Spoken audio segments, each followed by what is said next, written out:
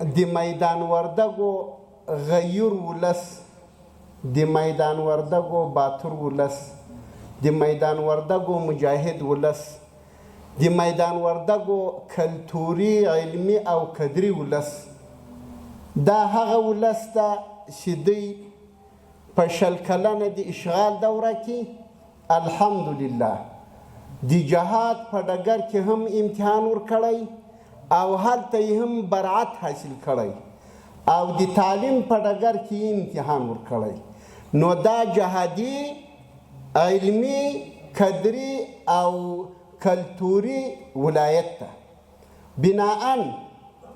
موږ او تاسو باید مسؤلین بلکې هر وګړی د دې ولایت د دې هیواد هغه څو شیانو ته متوجه شي. محترمو، ما او تا ته د افغانستان وضعیت، د افغانستان حالت، خپل افغانستان د یو مجروح انسان په شکل پاته سوی، ځکه دا د افغانستان ولس د افغانستان مقدسه خاوره 20 کاله بمونو زخمی کړه، هغه توپو زخمی کړه، حتی هیچا هم سرپوه نه کړه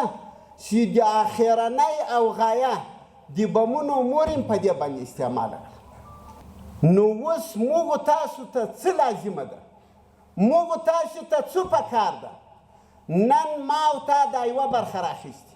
نن ما او تا په دې یوې برخه کې مسؤل یو چې هغه د تعلیم ډګر ده. د اقتصاد په مورد خپل وزارتونه لګیا دي، موږ تاسو وینو چې کار کوي، موږ تاسو وینو چې فعالیت کوي، موږ تاسو د هغوی اثار وینو. نو نن الحمدلله د افغانستان اسلامي امارت مسؤلینو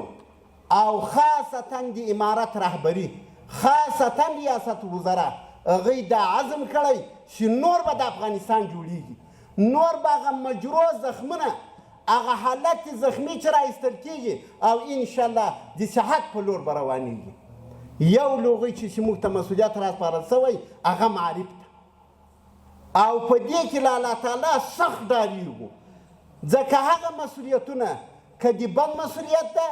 که د سړک مسؤلیت ده، که د فابریکې مسؤلیت ده، که د اوبو مسؤلیت ده، که د صحت مسؤلیت ده، په ټولو کې قوي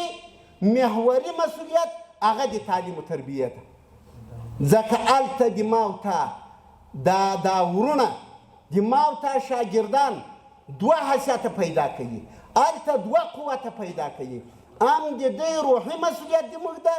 هم دیني مسؤلیت یې مو په غاړه ده، هم یې قرآني مسؤلیت یې مو په غاړه ده، هم یې د حدیثو له نګاه مسؤلیت یې مو په غاړه ده، او هم یې جسماني او مادي مسؤلیت. او د هغوی دواړو لپاره هغه اساس تعلیم و تربیه ده. تعلیم و تربیه هغه وزارت ده، تعلیم و تربیه هغه نهاد ده، تعلیم و تربیه هغه مکتب ده چې د ما او تا د ټولو وزارتو بلکې د ټول بشریت لپاره هغه یو اساس ده، هغه یو تهداب ده، هغه اصل ده، هغه حیثیت د زړه لري. د ما او تا عظیم مسؤلیت ده. ای مسؤلینو د معرفه، ای رئیسانو، ای امیر صاحبانو او هغه ادنا پرسونلو، یو عظیم مسؤلیت موږ تاسو ته متوجه ده، لوی مسؤلیت متوجه ده. قسم درته کوم چې ما او تا نن هڅه ونه کړو، ما او تا مټې راونغاړو او ما او تا پاکي راپورته نه کړو او ما او تا د دې ملت لپاره شپه ورځ په ځان یو نه کړو، که دا مسؤلیت ما او ته ادا کړو، بیا به دا مسؤلیت په ما او ته حجت وي، په ما او تا به دلیل وي، په ما او تا به برهان وي، او په ورځ د قیامت به د دغه عام وګړو د کوچني ماشومانو په حق ما او تا نیول سوي.